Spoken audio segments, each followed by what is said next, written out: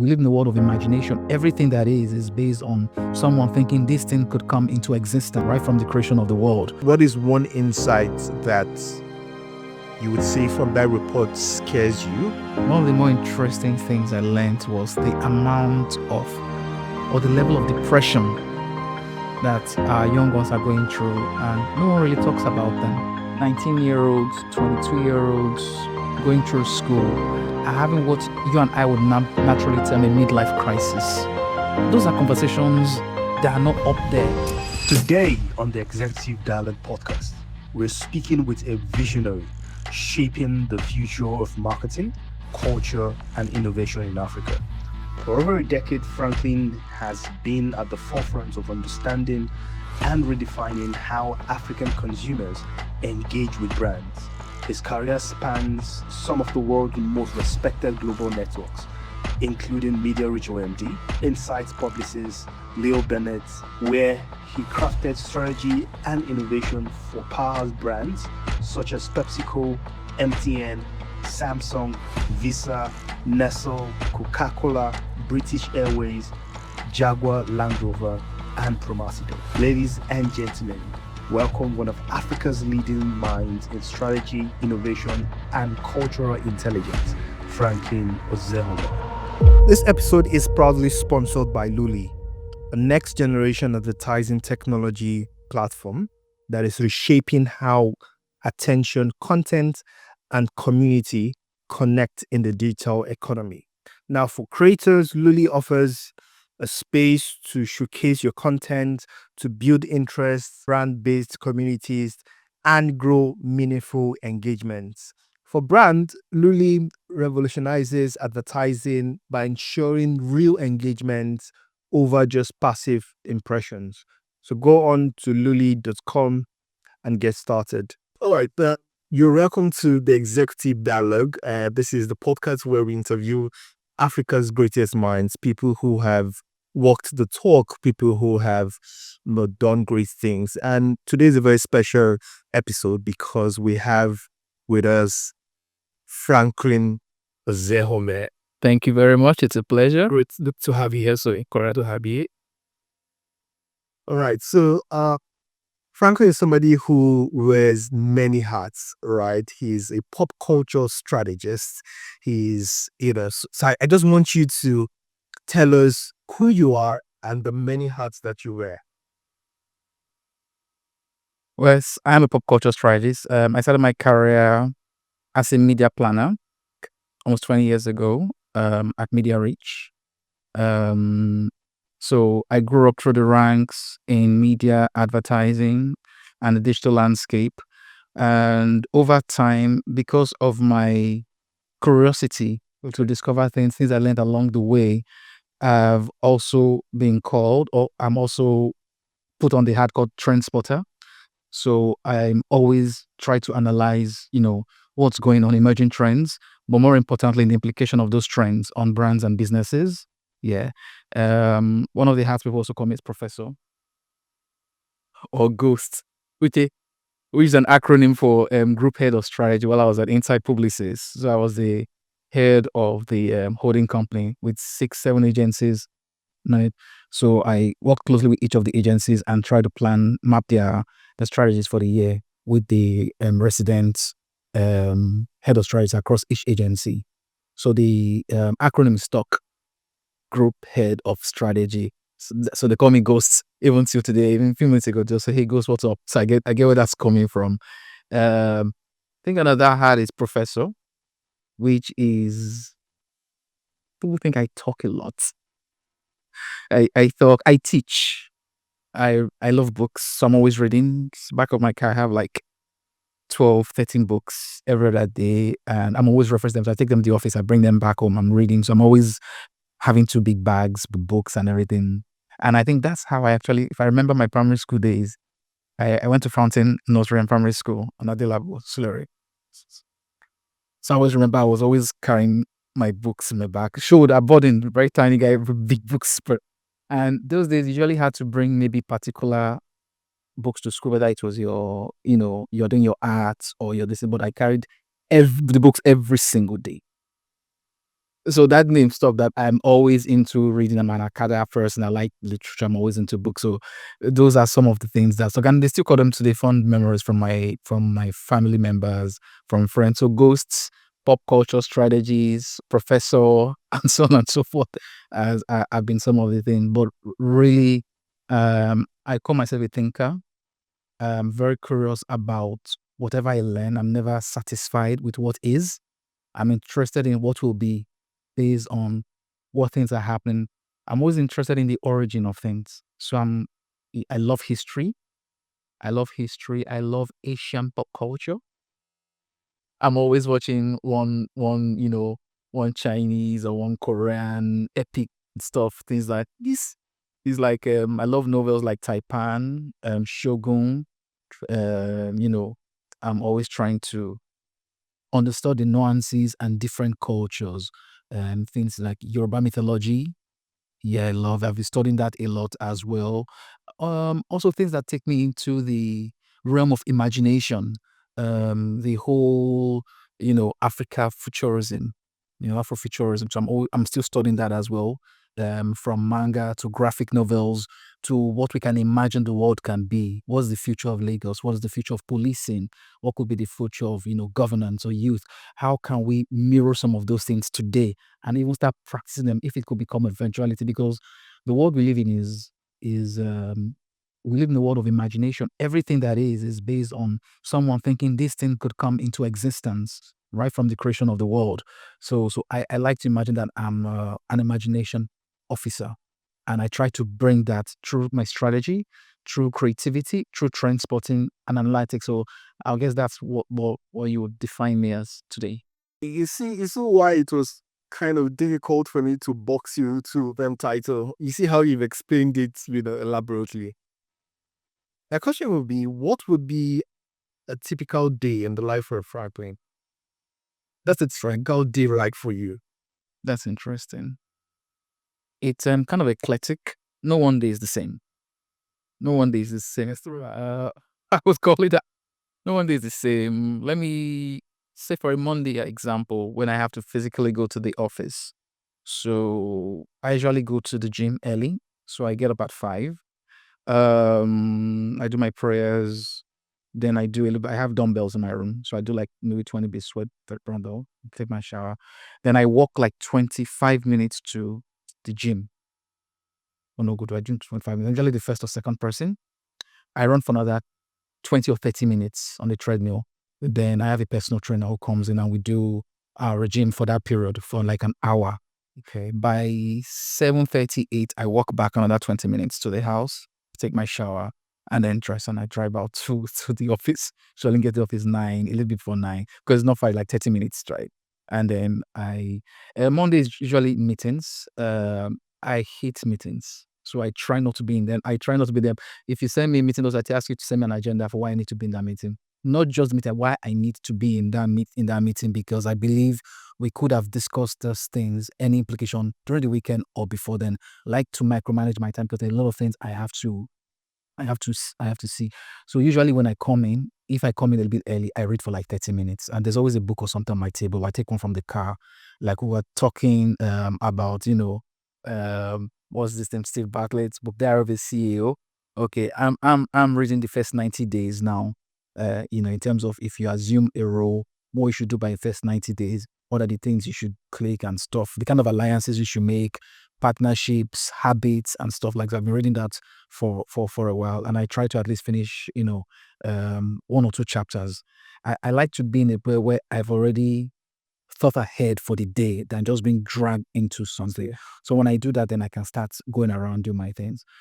So it's usually boring because I walk throughout the day. Usually about 6, 7, that I actually start doing my own work, my own to-do notes. Because usually, yeah, I try not to focus on anything I'm doing because I never give it the best of my time.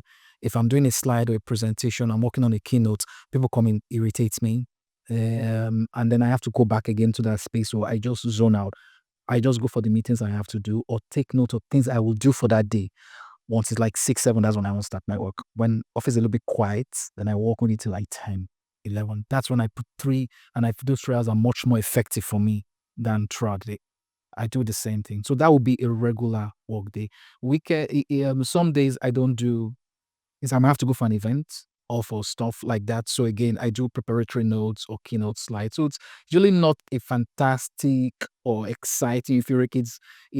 Especially if you're into the academics where it's read, I study stuff.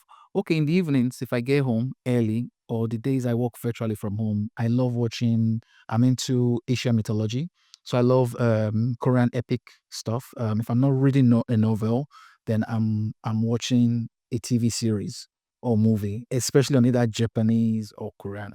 I really love them. I'm always laughing. They never expect to see me. Oh, why are you watching this thing? Like I'm listening to Indian films. They're like no, it's just the story layered is so crazy and different from what I'm naturally used to. And I'm not. It's not just a point of entertainment. I'm actually learning. So I'm studying, and you see a notebook beside me, and I'm writing a lot of things. And I can watch a movie that's for like 1.5 hours for like 4 hours because I like being immersed. Because every other 20, 30 minutes they say something, I pause it. I go to Google, I'm Googling the director, I'm checking the actor's name, what they've done, their discography, their work listing, the book they've done. And then before you know, I've done 30, 40 minutes, then I continue the movie. So I can't watch a movie with someone, you will not enjoy me. And if you're watching, I would just say I'll watch it when I'm alone because that's when I feel. So is it like I'm on a discovery phase, anything I'm doing, which is hence the nickname professor, because there's always a perspective I want to bring to it. That's the weekends are a little bit more interesting because I have a lot of activities. I'm doing church, gym. So I put myself into those things. Then things and places I would like to go discover. Maybe it's a museum or I want to go for a musical. I love shows as well. I love art plays. So I go for those things and I bring those things. I love hanging out as well, checking out new restaurants, lounges. I feel those are the places where pop culture emanates, and especially in clubs and what people are drinking, what they're drinking it with, how they dress to those places, the kind of music that's making people pound up. When you're sharing perspective with clients the next day on future of youth, for example, or you want to develop a music strategy, you start bringing those things you just shared a day before and become so those are the things I do on a typical day to day for Franklin Ozakon. Wow. So it might sound like a burden, but to me, it's actually interesting. My next question would be, what would you think people misunderstand about you? I've heard different things. People conceive that I'm a very outgoing person. Okay. I think maybe because of my Instagram pictures or the places where I speak at and this thing. But personally, I'm a very quiet and withdrawn person. I really don't like talking.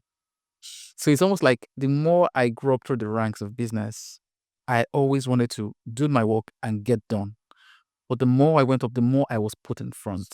And I can understand why that is. If you share something, like you be the person to present that thing. So I was always very conservative. I was like, do my thing.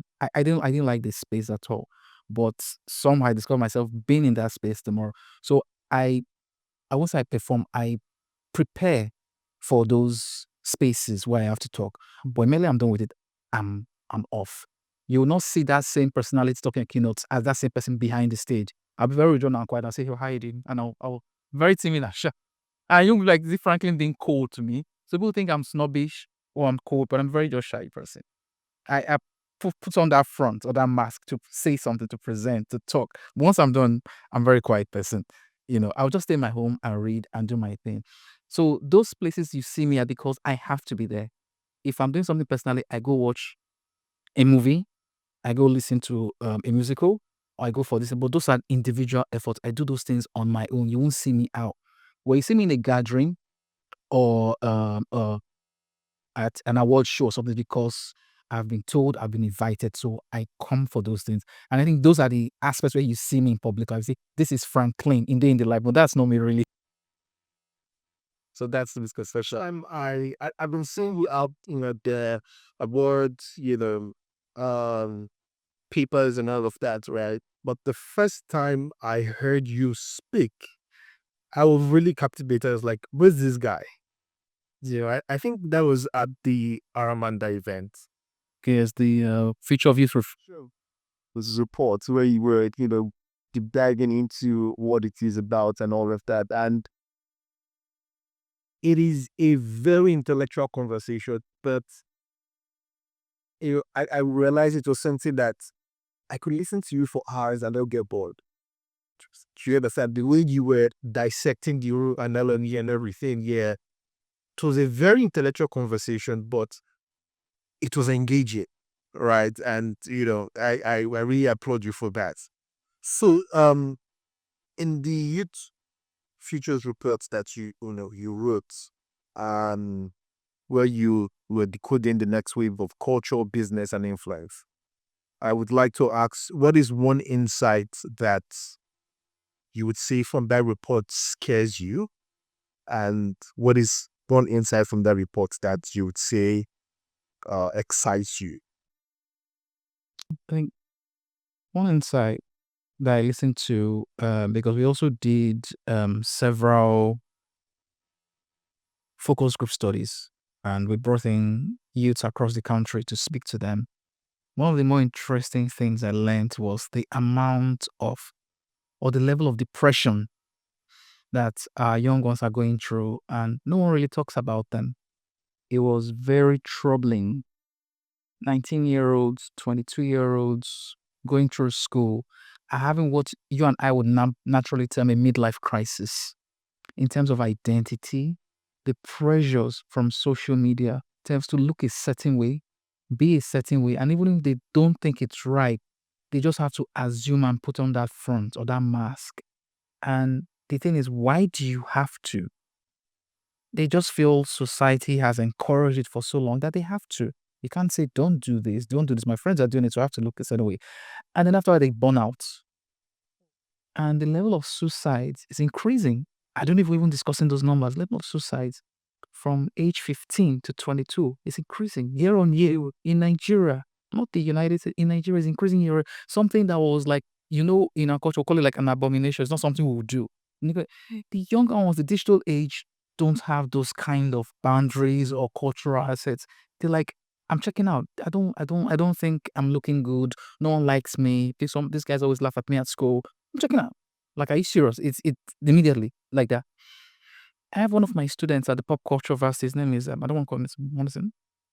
And he was depressed and asked him, he was supposed to go for a chat with her, and I called him and he said he had to cut out for a while because I think his nephew, what do you call it, niece, a niece, young lady, had just committed suicide. That was last week. And the family was surprised because at a young age, she was what you call the breadwinner now. And she was also going on that she was living alone. And she just this thing. They had to go find out that she's been there. No one knew. No one knew. They were calling and calling. They didn't know she was already gone. At what age? I don't know, but I think maybe mid-20s. So she's the only one everyone called up to. And that thing, she was looking at it in a different way. She wasn't married, she was single, she didn't have really friends. So nobody knew she was born. Those are conversations that are not up there, but they're happening quietly and they're seeding and they're growing.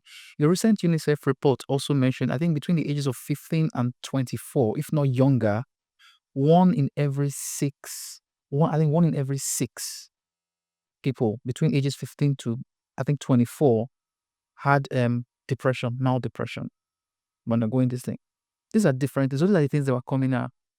So we always look at, I want to connect with the youth from a point of purchase, from a point of sales, from a point of consumerism. But the real things that the day-to-day life is, no one is talking about, and the things that are even influencing their behavior. So it is, how can I get you to buy, like, love, share, download? But the thing is, I just put on that front because I'm with Franklin, so I have to behave in a typical way and a typical fashion. Then I go back to home depressed. Like, I shouldn't have spent that money to buy this thing. I feel so stupid right now. Why am I going to get that money? I can't ask this guy to send me that thing. These guys are thinking is that they don't have someone. Another interesting thing, which was an insight from it and not directly said, was these people don't have what you call aburos, big brothers, to talk to. Like before I have what you call my egbon, my this person, like, I don't know, should I take this program? You would think we have more of them, but they don't. They don't. The thing is the only these things are the influencers on social media, who themselves, as we know, they don't have the best lifestyles. if you know what I mean. So if you follow them and you see there's a scandal, it breaks their heart. Like, oh, I put so much purchase in this. Okay, is it those who are representing me? No.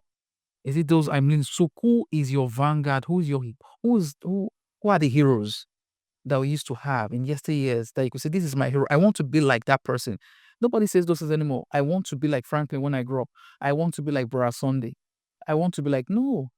Everybody's Just like we were saying, what's the definition of an influencer? influencer these days. Yeah, what does it mean to influence? Because influencer has gone, it's crisscross, the mishmash. That was a very deep this thing. And we released the report around March. Finished the raw report around March. We launched around June, and the excitement and presentations we've had till today has been crazy, and we're still unearthing much more. In fact, we've just started working on the new 2026 report that is going to come out, which is going to look at more about because last year was about emerging trends. Now we're deep diving into those thresholds, those pressures, and if they've been sustained or if they've been thrown away. What are the barriers to making those things happen? So that's a very critical perspective. Scary. Those are scary stats. Which brand is talking about this? Which represents is driving this perspective? Which is why I say it can't always be coming from a point of purchase, sales, and consumption. After a while, it's like, can you even become that vanguard, that platform that drives this conversation to a point where people begin to take notice?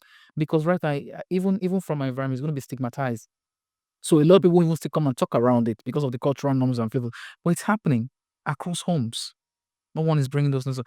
The other perspective we got from the report, again, directly from Mbisut, was what you call the anti-perfect generation, which is also sort of like a dotted line from this thing. Like, I'm tired of presenting myself in these ways.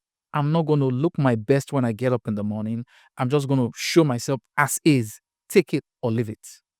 Call them the anti-perfect generation, where they've actually gone through that pressure of always looking good. Like, I'm having a bad day. People now say that on social. I'm having a bad day, and the hair is razzled, and the person gets 100,000 likes. So it's no longer everything is perfect. Perfect. Yeah, I'm nice. No. I've not eaten anything today. What do you think I should do? So my fridge is empty. See, raw and perfect.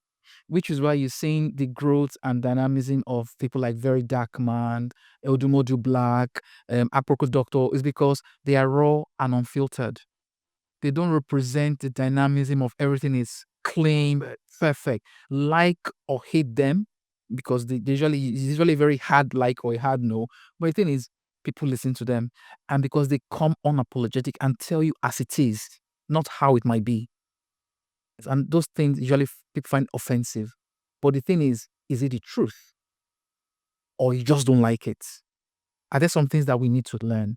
And this is where it's coming down from. So those are the two key instructive things. I'd love to know how it has built up from them. But those are the key things from the youth report last year that we shared.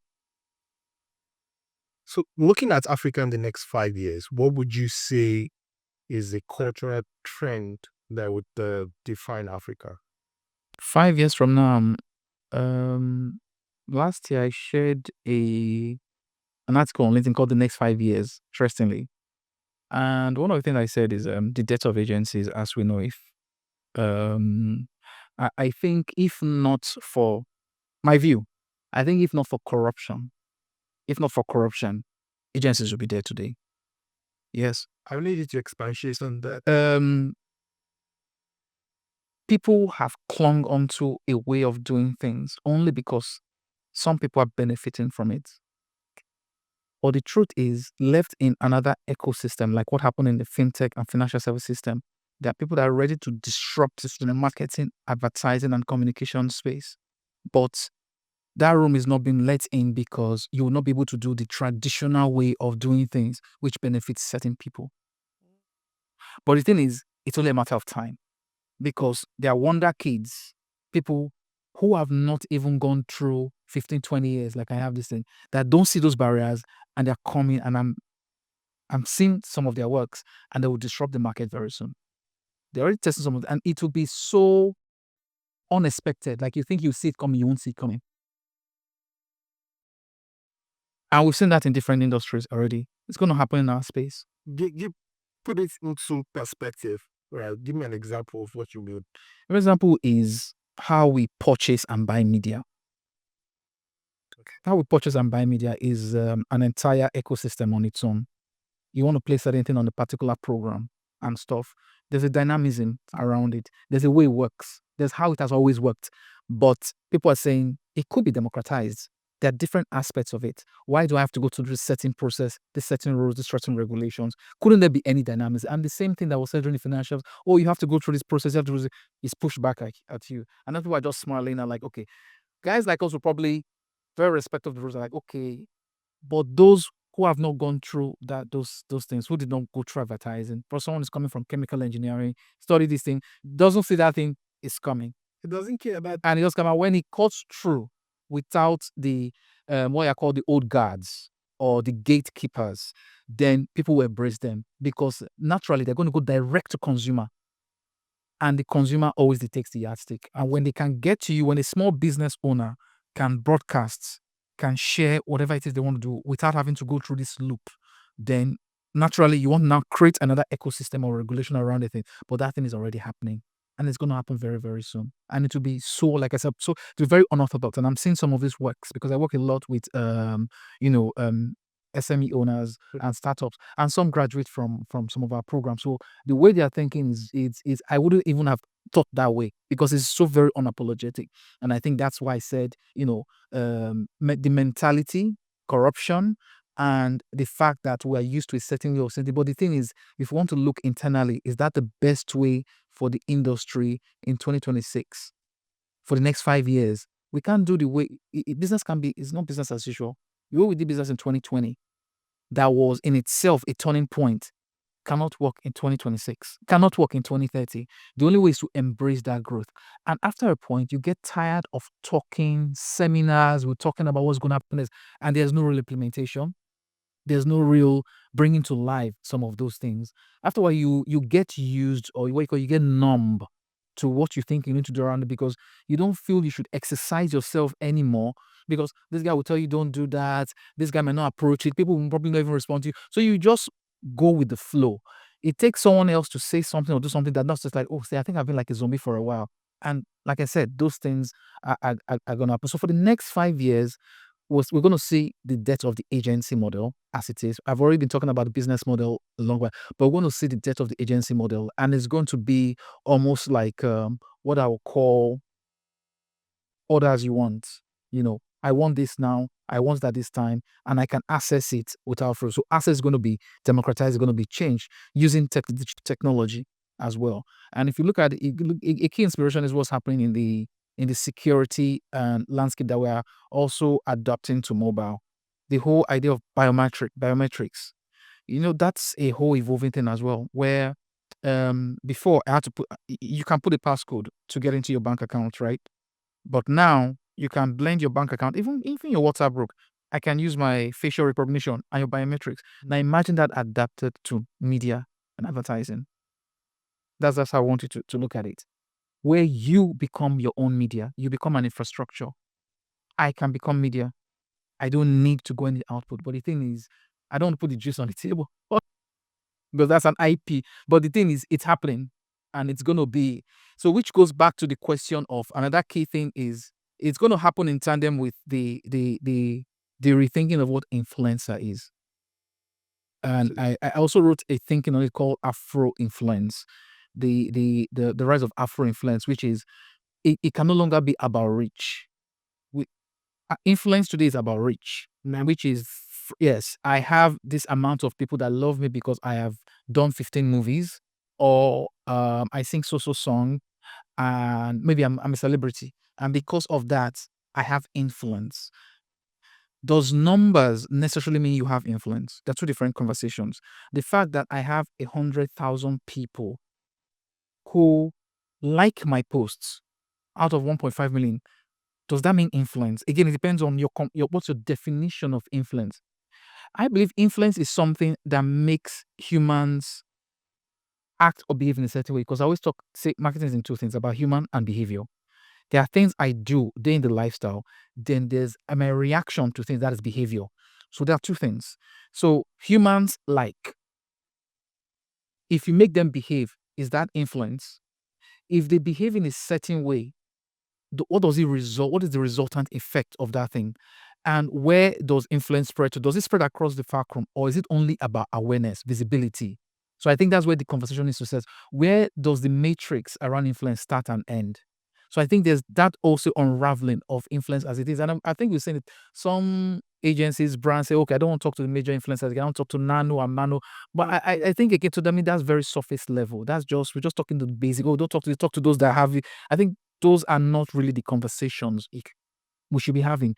We should be talking about, if it's not reach, how do I move from reach to creating broadcasts? But reach to me is broadcast. I am broadcasting to a lot of people.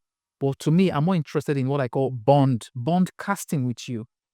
You and I have a chemistry. We can talk for 20 hours. No filters, just talking on that thing.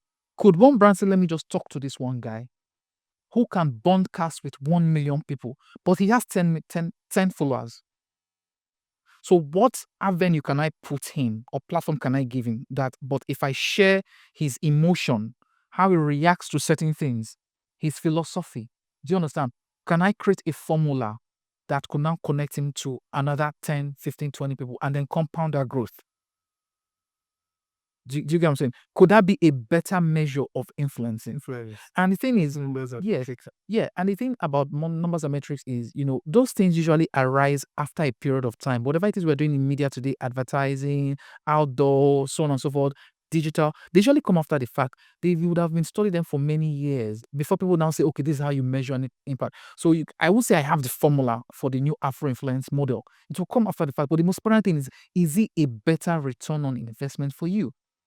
Isn't the whole idea about connecting with someone else to ensure that they behave a certain way? Consumer, behave, act, buy, like, love, download, right? But when you do that, it becomes transactional. If you say it again, I'm like, I'm not interested. And then when you don't have anything to say, you too don't have anything to say. But what if you create a conversation that is always continuous? And then sometimes you have something to say about a product and service. Why are we not having those kind of conversation? Why is it only when you have something to sell or sell? And you can't do that because it is not true to you. It is really not true to you. That is why brands and human beings cannot have the same amount of things or resonance. So how can I move from reach to resonance? How do I measure resonance? Bonding, love, empathy. We don't have those kind of formulas, but we know, you and I know, it bonds much more than this thing. So why not even start from that? And then when it becomes indoctrinated, then I can start creating my. But if you don't indoctrinate them, then you can't just say, what is the formula for this, for me to switch from this to this? It's almost like you don't want to believe what the output would be, even though you know it's better than the original outcome. And I think that is where we need to go. So those are the two key, like I even said, they're already happening, they're already emerging. It's just like it's not at the threshold yet where we see where it will turn things. But I think that's just the truth. So we need to change our perspective on things. But we more realistic, very open to what is, because whether we like it or not, the industry has been upturned. If we don't do that ourselves, someone's going to do it for industry, and then we'll now play catch up. And that's just the truth of it. They've really said that, companies and brands should not chase visibility, but impact. Yes, I've mentioned that several times. Correct. Usually, it's like a flow plan. It's like a flow chart. It starts with awareness. Definitely, there's this awareness bonding. But the thing is, again, the end goal cannot be awareness in itself. It cannot be an awareness in itself. It could have been the traditional route 20, 30 years ago. But we are also growing and learning in the digitalized world with AI and everything. So we've moved from attention to attraction. Attention is everything we've been doing up to date, which is, hey, don't you see me? I'm watching my favorite program on YouTube. Come on, see my ad. I'm like, oh, okay. Even though I'm the distant, I'm watching my favorite show. Watch my beer brand. After it gets irritating, even if I'm the target customer. Now so much so that I don't have enough time there because of so many things capturing your attention. Then I want to take 20 minutes to watch my favorite program. I will not tolerate the way I did 5 years ago. I would not tolerate it, even if it's my favorite brand. So the next thing is, once you finish talking, what next? Will I come and buy the brand? When I'm irritated, I'll like, man, I'm not going to buy that brand again. It's just messed up. I want to watch Steven Bartlett and you're disturbing. It's disturbing me. is the thing for the brand to do is before you start running that media plan and advertising campaign is how can you make that person attractive to you? If you want to date a person, you make the person attractive. There's the point for visibility, but there's the point where will he call me back? There's the point is I've shown him signal. Will he respond? That is what the brand should be. The brand manager should be sitting in the office. Like, how do I create this formula? That is where we are right now. So you ever got Martin Nomer, as I will always say, if you want to out innovate the competition, you have to outlearn it. You have to outline, yes. True there. But what are you currently trying to outlearn? Right? Oh, I've been studying, restudying, or what's that word? Learning, unlearning, and relearning AI in all its forms. Yes, a lot of programs have been taken just to go beyond the perfunctory usage of artificial intelligence. I'm also taking a what do you call it, like a diploma program on artificial intelligence. Okay, just by the side. But I'm also doing short courses, videos and courses, and you'll catch me at least spending 20 to 30 minutes just understanding every aspect of either it's copywriting, image creation, because I just want to take anything for granted. And everything I'm learning around is not so much that I will use them functionally, but I want to understand if even someone is presenting it to me, I know what the game is around. I don't want to like ask them anything. And when I was growing up in the advertising industry, one of my even till today, one of my biggest headaches was what we call creatives. The fact that I could not do those visual images, the thing was so annoying to me. Because when I do my stride document, I'll have to go meet someone like, okay, please put this image here. I want this thing. That thing was it was a big challenge. Like what I does to you is like it took me back again. I just felt time wasted.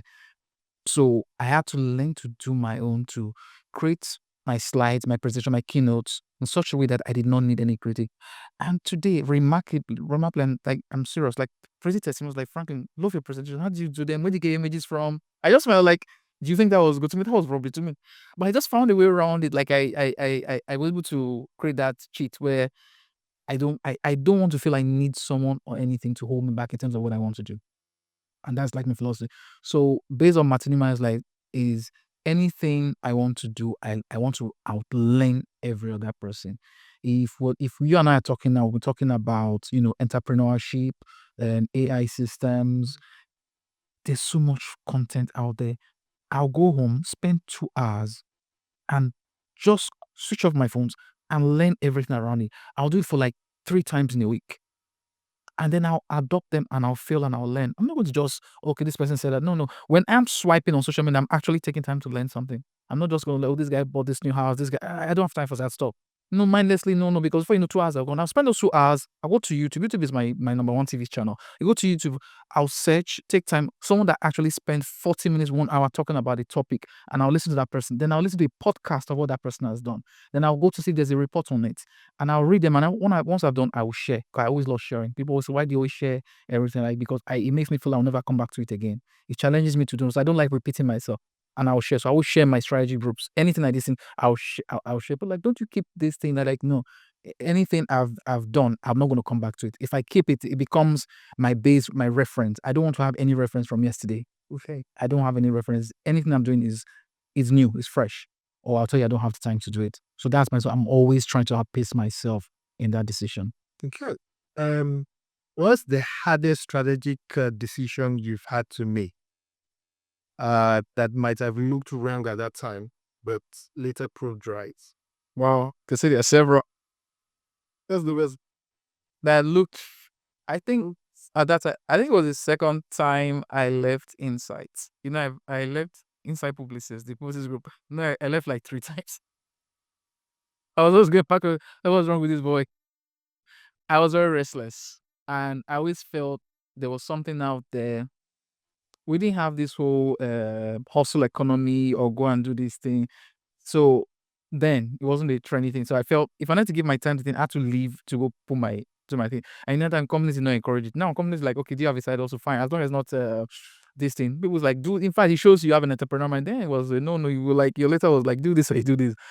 And at that point, I think that was 2014, almost 10 years ago, I was studying more and more about trend spotting, trend analytics, because every time we were doing presentations or we always said, "Oh, this is the new market trend. These are the cultural trends." So my word, I was to me the word trend was always glossed over. So my mom, what is trend?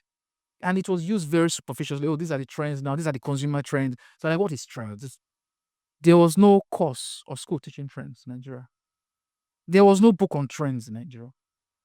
So I did search and I found out there were some of the top things that have done this thing for decades in Europe, in UK, trend watching, trend hunter. In fact, it was like an industry, like the advertising agents, like, wow, this is existing.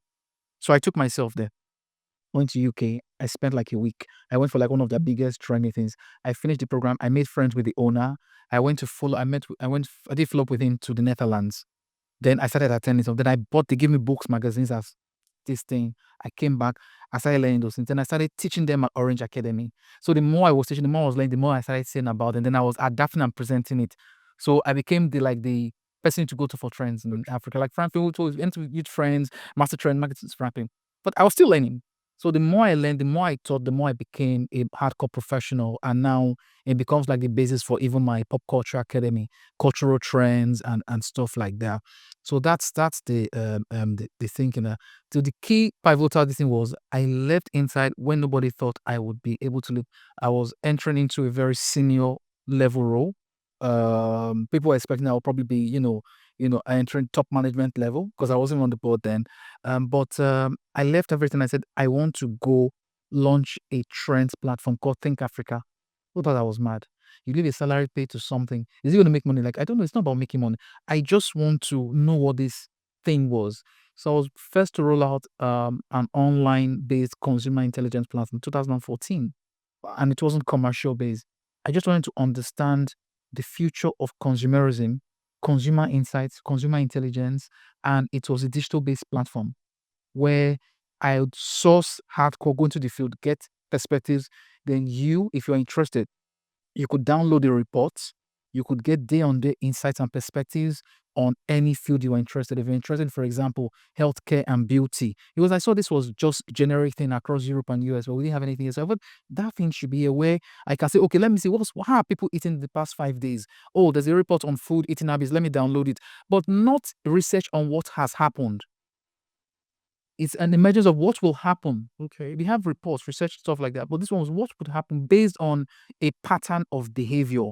And that's what we have. So like forecasting. But I thought we needed to have those kind of things. So I spent like 2-3 years just building that stuff. And then I went back into advertising again after I did that. So that was like one of the, I think then, I don't know if I'll do it now, one of the craziest decisions I did at that time. I was very bold. I was very simple. I don't know. Now I feel like really safe. I don't think I'll try that now. You mentioned you train at Orange Academy and some of them training programs. Yes. When you are training these young strategists today, what skills would you say matter more? Technical skills or cultural literacy, and why? Over time, I've learned that the best traits is personal. Hmm. It's not technical, it's not cultural, it's just personal traits. The things that we take for granted. Over time, when you become a teacher, I've been teaching since 2007. Well, I was barely a few years in industry then. Orange started 2007. I was like I was the pioneer, one of the pioneer lecturers, and I'm still the pioneer dean of studies. So I helped them develop their curriculum, brought in lecturers, whatever it is today, I helped build it into this thing. I've done that for different academies. Before I also set up Pop Culture Academy in 2017. So over the time, what I learned and what I've observed is at the end of the day, is ultimately about you. It's what you bring to the table, your character, your thirst for knowledge. If I have that person, it's easy for me to mold that person into learning technical and cultural skills. I find out that some of the most senior people who've learned a lot of these things, hard for me to teach them something. They said, I want to learn, I've learned this, but I want to learn this cultural thing. And it's just difficult. They don't get it. because they're already molded in a certain way. And I'm not talking molded in terms of technical skills or level of experience, in just personable behavior. Because there are certain things you need to be able to be imbibe. You see, the work we do is not so much, we throw out the big words. It's marketing. It's psycho. It's ultimately about human beings. Everything's about human beings. We're not talking to animals, not talking to toys. It's about people who we call customers, who we call consumers. And when we do that, we've already boxed them into a triangle because we only look them at the point of consumption. This guy will buy my thing at so time and watch so program and so things. I'm stop to. But the thing is, there's Femi beyond. He wants to eat, he wants to drink, he wants to go to the club. Who is Femi? So this is pretty much second to the last question, right? If you're to look at your 18-year-old self in the mirror, what would you tell him? What would you say to him? 19-year-old self. I'll tell him to ex-school out and go straight into business. I want to have spent 4 years in university, 2 years on strike, 2 years doing different master's degrees, 3 years waiting to get a job. How many years now have I calculated? Imagine I had put that from 18. I'll tell him to start. And I'll tell him not to embrace everything that comes, failure, this thing. But by 25 years old, he'll be a very matured self. At 25 years old, he will take no ones for prisoners. What he does from 25 years to 55 years, nobody will see him coming. He should take 18 to 25 as his apprenticeship. He will fail, he will learn, he will get a blame, try whatever it is. That's what I would do. That's what I would have started. And along the way, I'll study, I'll learn, but I will not say I'm going solely for university for 4 years. And then I'll do 3 months in, 3 months out, another 4 months sitting at home. That was bullshit, man. I think we need to rewire our thinking, which is why I said everything we're doing, you and I were saying, we need to rethink everything we've been taught from kids. The school system, the policing system, the governance system, the advertising system, the religious system, our history, everything that's been told to us, there's a different perspective to it. And I think because of the way we've grown into things, we've gone used to that way of life. But I think there's so much more that we now need to learn. My 18-year-old self would be consuming, learning, soaking energy from the best minds in the world. Every person like who I admire will be my teacher, but I will actually be putting those things in practice. I will not wait for a class for 1 hour to go to campus to learn it from someone who's telling me about what has been. I want what could be. And I think that's where we have problems today. Once why you finish school and you're waiting to get a job for 2 years, then you go to NYC. By the time you add all that cumulatively, you've done 10 years of finding yourself. And then by the time you start that job, that's when you actually begin your life. I think life starts much earlier in terms of this. And that's why we say it seems like we are coming late to the game. But put that Nigerian out there and see how they manifest like bountiful flowers. And I think we need to capture ourselves back. And I think that's what I would do now if I was myself. First, the last question is, what book, podcast, person, or thinker has influenced you in the last 12 months? Interesting. There's several of them. There's several of them. For podcasts, of course, Steve Bartlett, Diary of a CEO, Candice Owens, controversial right-wing commentator. I follow her at Disney a lot because she's always great in investigative journalism. Joe Rogan, of course. But interestingly, I've been listening a lot to Matt Walsh. He's very introspective. He spends about 40 minutes to 1 hour breaking down stuff from angles you never ever think about. Matt Walsh and Tucker Carlson are like my go-to podcasters. I listen to them every single day, night and morning. I wake up to them, I sleep to them, because they break down things across different industries, from medicine to healthcare to romance to the kind of things we eat, to government, they always go, and you see that they've done the research. It's left for you to agree or not, but they put a lot of facts and logic behind their thinking. There's no emotional involved. They tell you as it is. They tell you from where it was, what's going on, and where it could lead, and where it could lead to. And I think we don't have a lot of those in-depth interviews. The more interesting is the people they bring onto their shows that you actually learn directly from the source. So it's not okay because from the experts, and they give you a reason to tell for believing what they are. I think that's a no-brainer. To me, I would pay to go listen for the same if it were not, if it's not free on YouTube. So I enjoy those kind of conversations a whole lot. From thinkers, from books. I love Business Recoded from Peter Fisk. I think is a genius. He's one of the people I listen to in terms of strategy thinking. He's done so much work in terms of strategic intelligence and strategy thinking, and I love his work. Another person I really love again is Martin Neumeyer. He wrote Zigzag, and more interestingly, he wrote The Designful Company, how to design the thinking of a company inside and outside, cultures, behaviors, perspectives. He also wrote Zigzag. And when everyone's going this way, you go this way. So those are interesting, and I also follow them on their social platforms, and their books are not things I read one of. I'm always referencing them regularly, weekly, monthly, because they're not things you put and you go put on the shelf. They're with me on my list because there's always something you want to reference on, and those are the kind of books I love, and I love reading. So those are the kind of guys I follow. Very interesting. I want to get more in, and I want to get it recorded. We were talking before we started recording about how you read books. Sometimes you can read a book a day.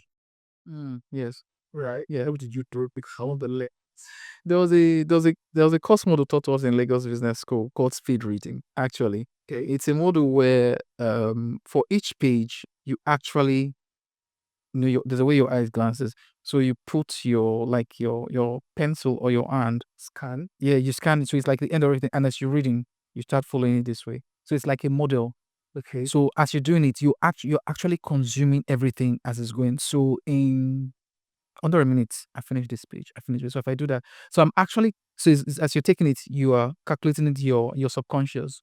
Then after I've done that, after 3 or 4 days, I'm now taking time to go back into places where I've marked, I have taken, I have this thing, and I did. So immediately I buy a book, first 1 or 2 days I've read it. If I don't, I will not read that book.